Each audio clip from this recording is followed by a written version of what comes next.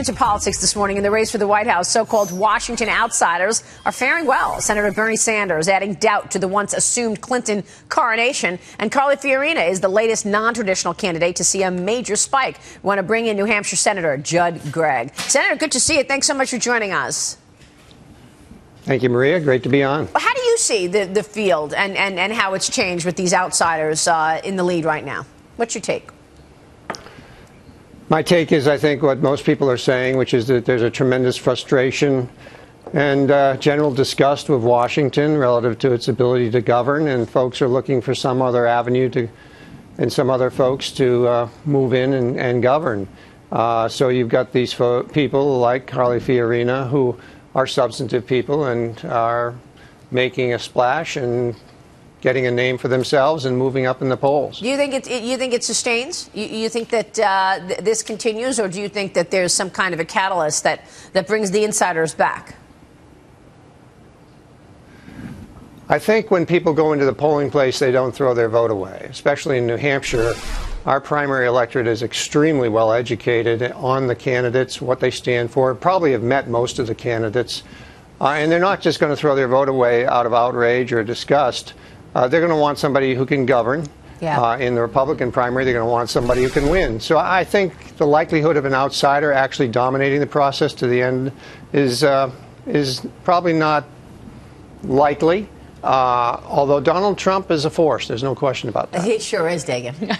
Senator, it's good to see you, but how are the voters, what are they signaling in New Hampshire right now in terms of who they are favoring? Because, again, we talk about Donald Trump being a force, but is he going to be forced to really pony up with some specifics and policy ideas?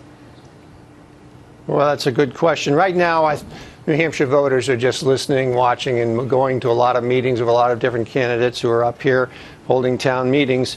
The one thing predictable about New Hampshire is it's very unpredictable. It's also, you can also know for sure that voters don't make their mind up until the last couple of weeks. So all these polls that you see today, they're meaningless, in my opinion. Absolutely meaningless. Because it's early. They're name recognition polls. That was almost a Yogi Berra moment, by the way.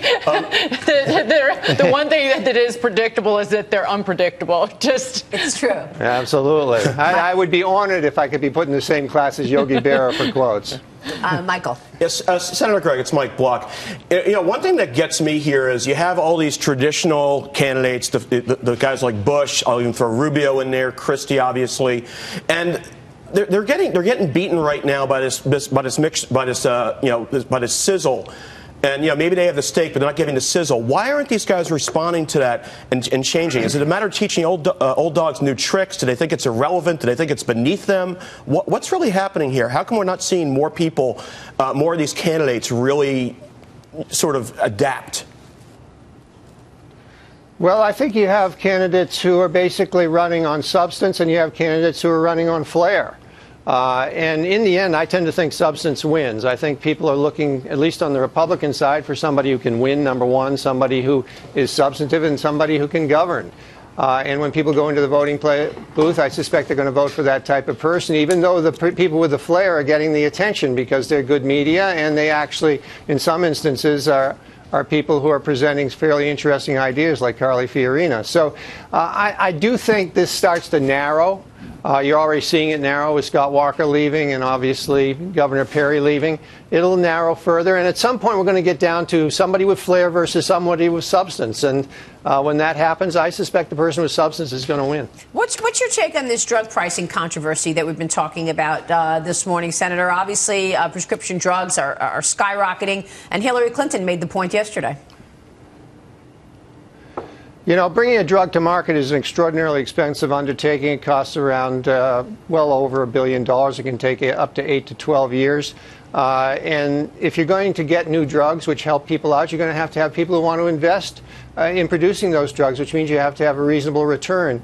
The specific instance that is being used today to basically, I think, demagogue the entire drug industry appears to be one of excess and appears to be one of avarice. But that's not true in most drug production instances. And quite honestly, if we undermine the capacity of drug companies to get capital, because we essentially say that they aren't going to be able to protect their patents and they aren't going to be able to keep those drugs out there and be able to sell them at a reasonable cost to get a reasonable return, you're going to reduce the quality of lifestyle of all Americans, plus the world, for example, because the United States is the place where drug research is being done, because we still allow a reasonable return on capital for people who invest in drug research.